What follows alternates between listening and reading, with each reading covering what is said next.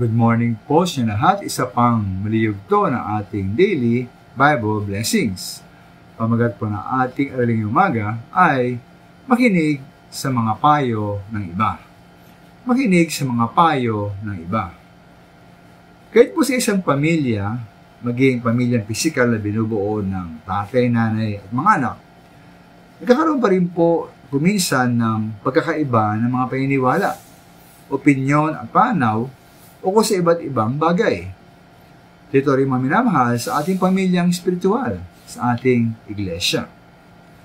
Ngayon kung alam mong iba ang iyong paniniwala, opinyon at panaw, kuihambing sa ibang tao, ito ba lisensya, ito ba dahilan upang di na tayo magtanong, makinig sa kanilang mga iniisip, at nimbangin ang kanilang sinasabi? Halimbawa, maaring mag-iiba kayo ng pag-iisip ng iyong mga magulang, ito ba lisensya upang hindi na tayo makinig sa kanila bago tayo magpasya at magdesisyon po sa ating buhay? Ngayon po, maganda sabi po ng video ako dito, ayon sa Kawikaan 11:14, sa kakulangan ng tuntunin, ang bansa ay bumabagsak, may sa payo na nakararami, tagumpay ay tiyak. Kaya po ating nais maminamahal na makatiyak ng tagumpay, tumanggap tayo ng maraming payo. Suriin at pag-aralan mga ito bago tayo magpasya.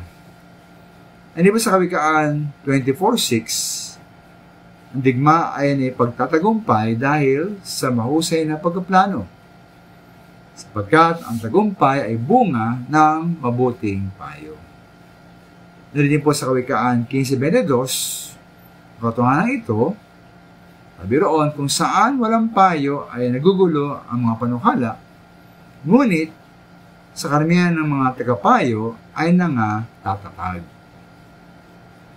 Kaya maminamahal sa kabila ng ating maaring mataas na pinag-aralan, sa kabila ng dami at lawak at lalim na ating nalaman, at yung isip maminamahal na alam natin ang lahat ng bagay. Sa halip, dapat pa rin tayong handa at aktibo sa pakikinig sa mga payo at sinasabi ng mga tao. Dahil makinig po sa mga payo ng iba. Maraming salamat po.